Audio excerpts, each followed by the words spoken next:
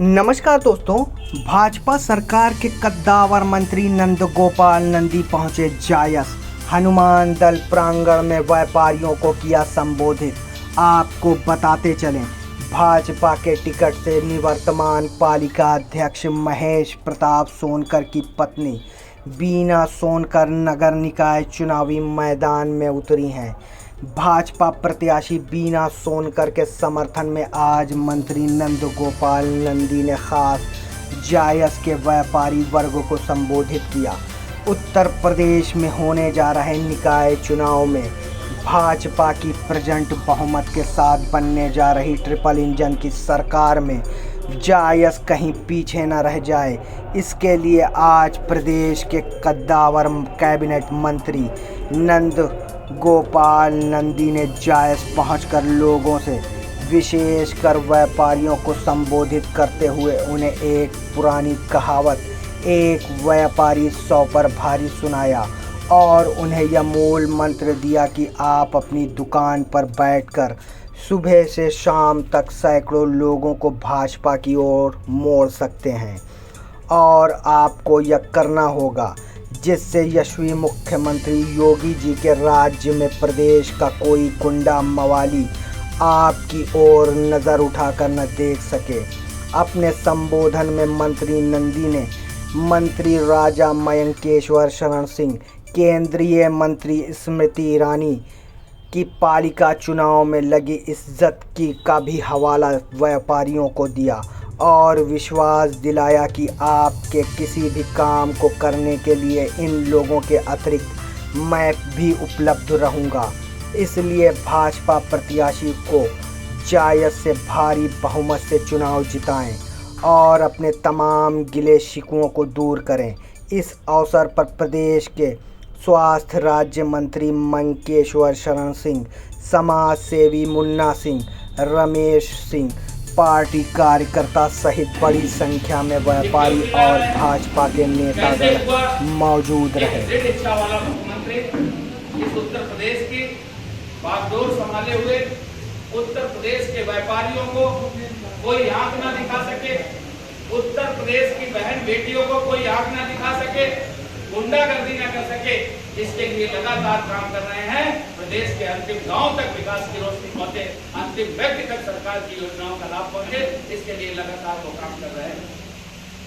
तो मैं आप सबसे यही निवेदन, यही प्रार्थना, यही आशा करने आया हूं कि भारतीय जनता पार्टी की सरकार में जिस तरह से कामकाज हो रहा है, ये आप सब अच्छी तरह से जानते हैं, देखे हैं, हमें बहुत बताने की जरूरत नहीं है।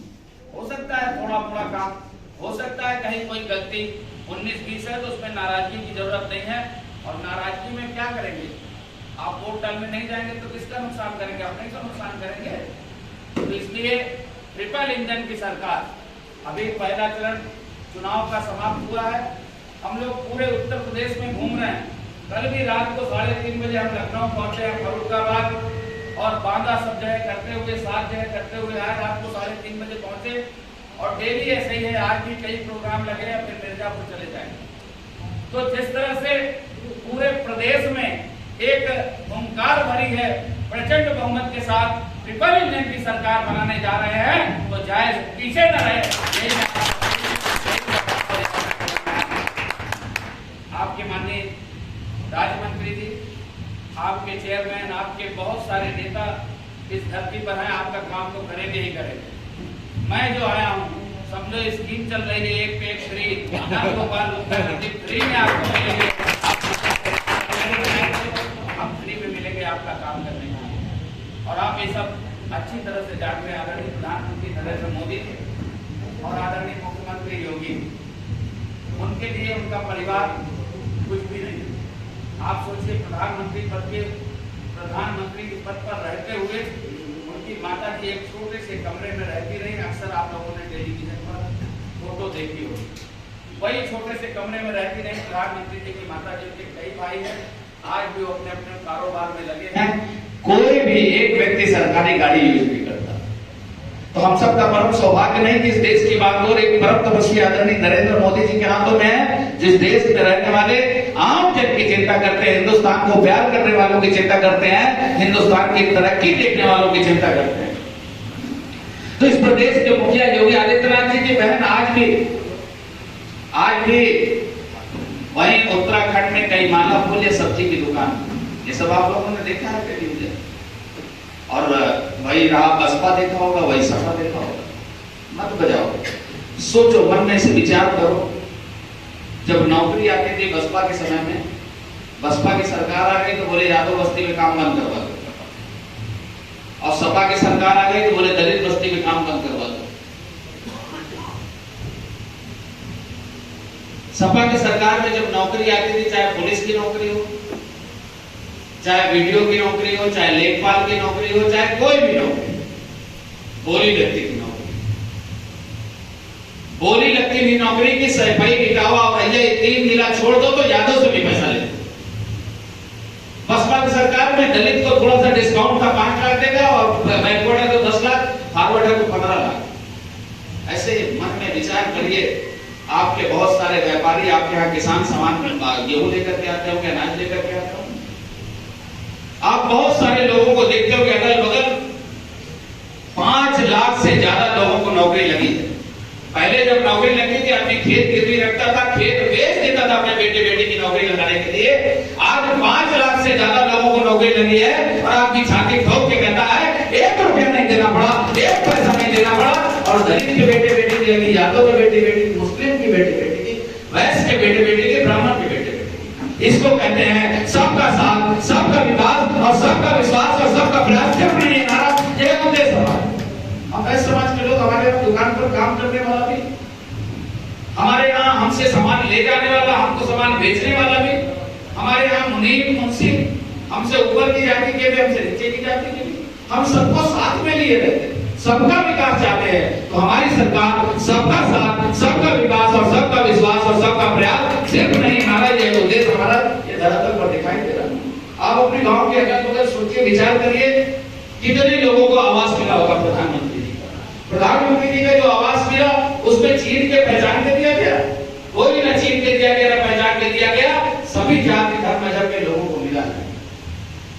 अभी बहुत सारे लोग आते होंगे, भैया इतना बड़ा आदमी होता है, इतना भी बड़ा, कितने बड़े पैसा लिया, करोड़पति अरबपति सब लोग बैठे, मंत्री जी ने बताया, और मैं खुद भी जानता हूँ, देख रहा हूँ, जुड़ा हूँ आप लोगों से। कितना भी बड़ा आदमी हो जाए, एक बेटी बेटा की शादी में तो आदमी मदद कर सकता है, 100 बेटी बेटी की शादी में मदद नहीं कर सकता, उसमें भी रिश्तेदार नातेदार की मदद कर सकता है। और बाद में 2-2 रुपए में झगड़ा हो जाता पैसा वापस मांगने के लिए। लेकिन आप सोचिए, किसी की बेटी बीमार है, किसी का बेटा बीमार है, किसी का किडनी, किसी का गुर्दा, किसी का हार्ट, किसी का ब्रेन हेमरेज हो रहा है, उसका ऑपरेशन कराने के लिए कोई विधायक से मिलता है, कोई सांसद से मिलता है, कोई किसी से भी मिलता है, जनप्रतिनिधियों से मिलता है, और चिट्ठी लिख देते हैं। और चिट्ठी मुख्यमंत्री जी के यहाँ जाती तो किसी को 5 लाख, किसी को 7 लाख, किसी को 6 लाख, किसी को 8 लाख, किसी को 10 लाख और 5 लाख रुपए का आयुष्मान कार्ड भी मिला, बिना जाति धर्म मजहब के। आपने जिसको भी रिकमेंड किया होगा, मिला है, वहां भी जाति धर्म और मजहब नहीं देखा जा रहा है। ये आप सब लोगों ने महसूस किया। कितने लोग बताते होंगे कि भैया मेरी बिटिया की तबियत खराब थी, मेरे बेटे की तबियत, मेरे पति की तबियत खराब थी, और मुख्यमंत्री जी के यहाँ से सहायता आई थी। एक प्रधानमंत्री जी राजीव गांधी होते थे, कहते थे 1 रुपया भेजते हैं तो 85 पैसा भ्रष्टाचार की भेंट चढ़ जाता है। और उन्हें राय बरेली या बेटी में बदौलत कैसे भेंट चढ़ जाता था, कैसे बड़े-बड़े आदमियों को। आज 1 रुपया भेजते हैं तो 1 रुपया अंतिम खाते पर पहुंचता है, किसी की मजाल नहीं है तो उसको लूट सके और उसको हजम कर सके। ये करके दिखाया भारतीय जनता पार्टी। तो मैं अपने समाज के सभी भाइयों से यही कहने आया हूँ कि मुझे भेजा गया आदरणीय मुख्यमंत्री जी ने, आदरणीय प्रदेश अध्यक्ष जी ने, संगठन मंत्री जी ने, यहाँ पे आप सब लोगों के डिमांड की वजह से भेजा गया। तो मेरे माथे पर चंदन लगाने का काम करिएगा, तिलक लगाने का काम करिएगा। आपका भाई, आपका बेटा आपको इस बात का विश्वास और भरोसा दिलाता है। जब मुझे आपके बीच में, व्यापारियों के बीच में आ रहा है, सिर्फ पैंट पोस्टर पहन के आ रहा हूँ।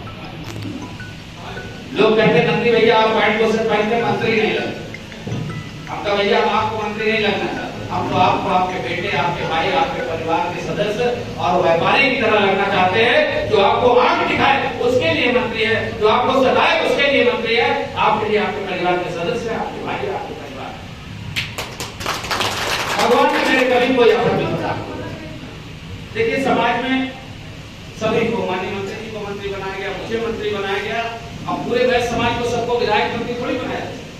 समाज में एक आदमी, दो आदमी, चार आदमी को लेकर के पूरे समाज को जोड़ने की जिम्मेदारी, पूरे समाज के दुख सुख में शामिल होने की जिम्मेदारी, उनकी तकलीफ का निराकरण करने की जिम्मेदारी मुझे दी गई है। उस जिम्मेदारी को जिम्मेदारी से निभाऊंगा, इस बात का आपको भरोसा और विश्वास दिलाता हूँ। लखनऊ भी बहुत दूर नहीं है, प्रयागराज भी बहुत दूर नहीं। हर सोमवार को मैं बैठता हूँ लखनऊ, और मैं जैसे मान लीजिए यहाँ 200 लोग हैं, एक आदमी से फोन से बात करने लगूं तो एक आदमी का हालचाल पूछो और हालचाल बताऊं तो 5 मिनट लगेगा। तो 1 घंटा में 12 आदमी से बात, 12 घंटा केवल बातें करेंगे। 144 आदमी से बात हुई, 200 जितने 200 से बात ना होगा। तो एक कई आदमी के देखो यार नंबर दे मिलने रहा, एक आदमी से अगर बात कर रहा है 199 देखो एंगेज मिलेगा, फिर दूसरे को एंगेज, तीसरे को एंगेज, तो पूरा उत्तर प्रदेश है। इसीलिए हमने ये व्यवस्था रखी कि सोमवार को हम बैठेंगे, कोई कहीं से आएगा, किसी को बंदूक का लाइसेंस बनवाना है, किसी को सेंटेक्स वाला परेशान कर रहा है, किसी को मंडी वाला परेशान कर रहा है, किसी को सर्कुल भरने वाला परेशान कर रहा है। तो मेरी जिम्मेदारी होती है कि समाज के किसी व्यक्ति को कोई नाजायज परेशान कर रहा है तो उसको सजा दिलाने का काम और उसको न्याय दिलाने का काम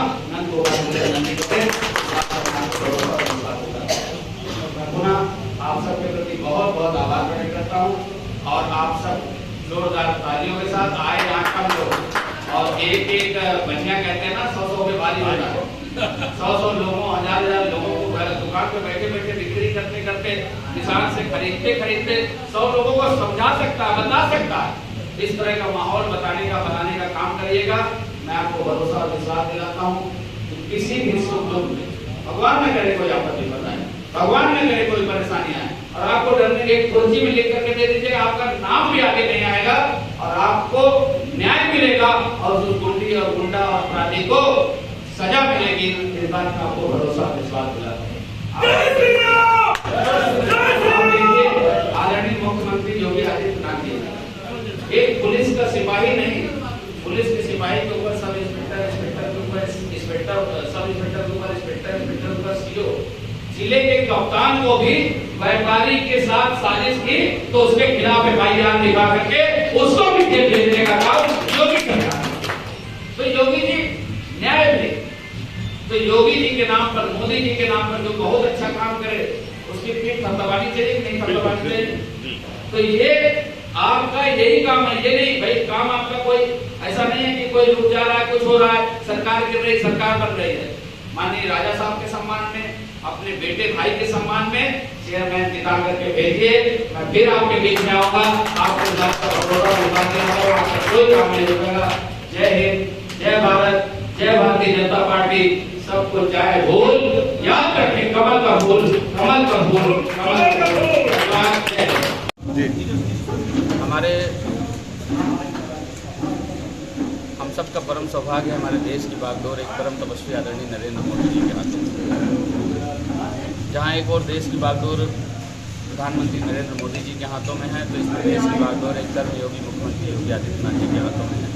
प्रदेश के अंतिम गांव तक विकास की रोशनी पहुँचे, अंतिम व्यक्ति तक सरकार की योजनाओं का लाभ पहुँचे, इसके लिए लगातार वो काम कर रहे हैं। इसलिए ट्रिपल इंजन की सरकार बनाने के लिए उत्तर प्रदेश ने कमर कस ली है।